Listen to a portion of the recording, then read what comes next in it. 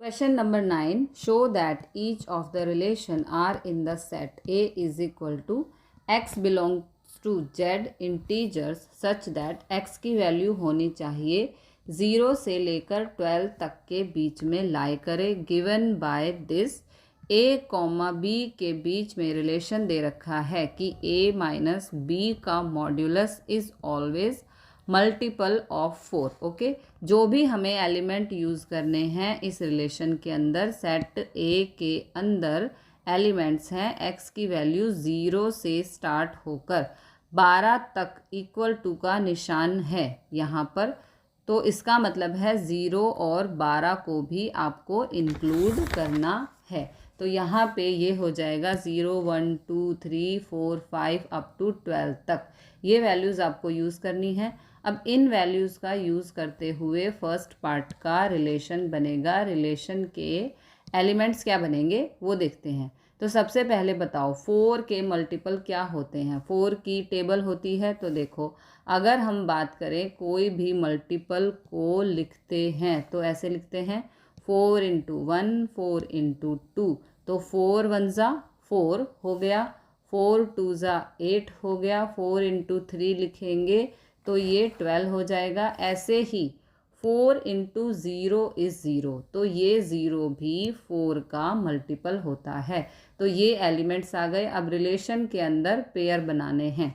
तो 0,0 का पेयर बन जाएगा अगर a की वैल्यू 0 ले ली, b की वैल्यू भी 0 ले ली, तो रिज़ल्ट आएगा 0 जो मल्टीपल होता है 4 का। ओके, ऐसे ही 1,1 भी ले सकते हैं, 2,2 भी ले सकते हैं। फिर आगे पेयर बनाने हैं।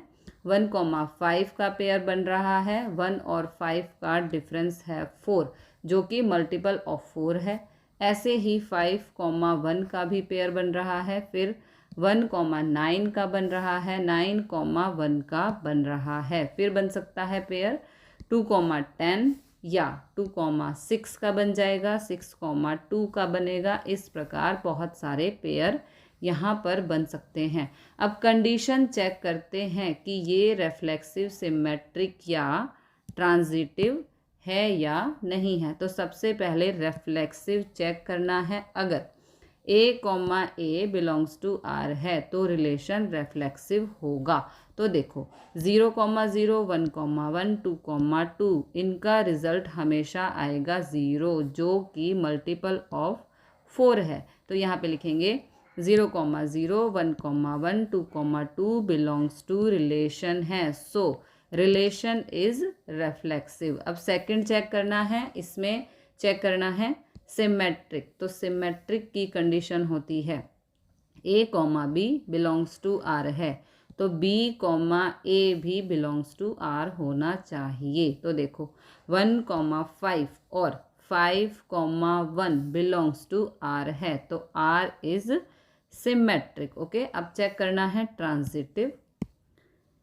तो अगर a, b belongs to r है और b, c भी अगर बिलोंग्स टू r है तो a, c भी बिलोंग्स टू r होना चाहिए। ये कंडीशन हमें शो ऑफ करनी है। तो पेयर ले लेंगे 1,5 और फिर ले लेंगे 5,1, ये दोनों रिलेशन से बिलोंग करते हैं। तो यहाँ पे 1,1 भी बिलोंग्स टू रिलेशन होना चाहिए। तो 1,1 भी रिलेशन से बिलोंग कर रहा है। तो यहाँ पे ये हो जाएगा सो रिलेशन इज ट्रांजिटिव और ये इक्विवेलेंस रिलेशन भी हो गया। ओके, क्वेश्चन नंबर 9 के पार्ट 2 में इसमें रिलेशन दे रखा है, वो है a और b एलिमेंट आपको इस प्रकार से लेने हैं सच दैट कि a always equal to b होना चाहिए। ये इक्विवेलेंस रिलेशन होना चाहिए। ओके,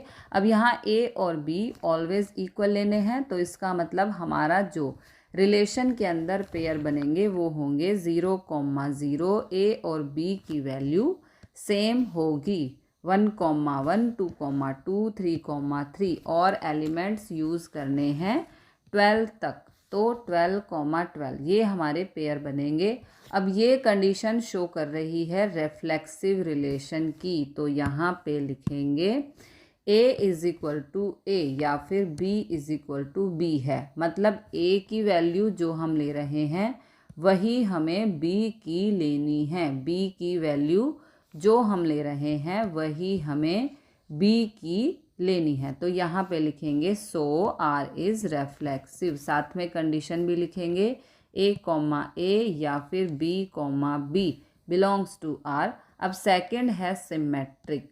तो सिमेट्रिक वाले केस में होती है A, B अगर रिलेशन से बिलोंग करता है, यहाँ पर A और B की वैल्यू आपस में सेम है और B, A भी रिलेशन से बिलोंग करना चाहिए as A equal to B। A और B को इक्वल कहा है तो A, B भी रिलेशन से बिलोंग करेगा। उसकी उल्टी वैल्यू भी हमेशा होगी B, A भी रिलेशन से बिलोंग करेगा।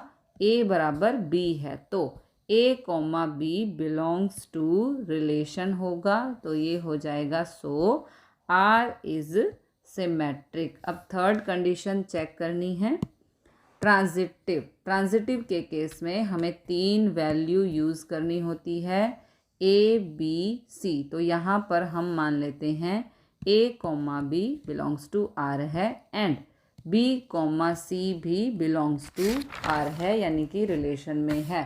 तो देयरफॉर A बराबर B है तो B बराबर C होगा, तभी ये कंडीशन सेटिस्फाई करेगी। तो देखो A और B रिलेशन से बिलोंग कर रहे हैं, B और C भी रिलेशन से बिलोंग कर रहे हैं। A बराबर B है और B बराबर C है, तभी कंडीशन सेटिस्फाई होगी।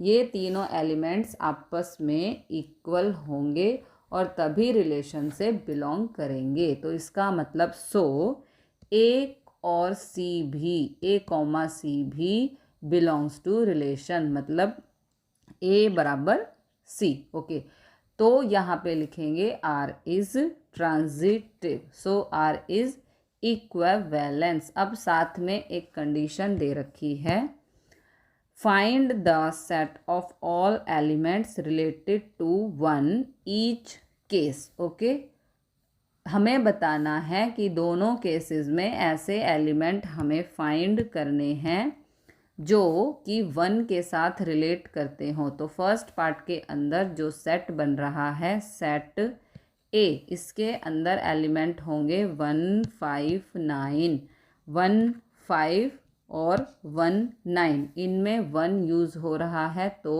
1, 5, 9 का सेट बन के तैयार होगा। इसमें कहा है कि वो एलिमेंट्स का सेट बताना है जिसमें 1 यूज़ होता है। इनमें 1 यूज़ हो रहा है तो इनका सेट बना देंगे 1, 5, 9 का सेट बन गया।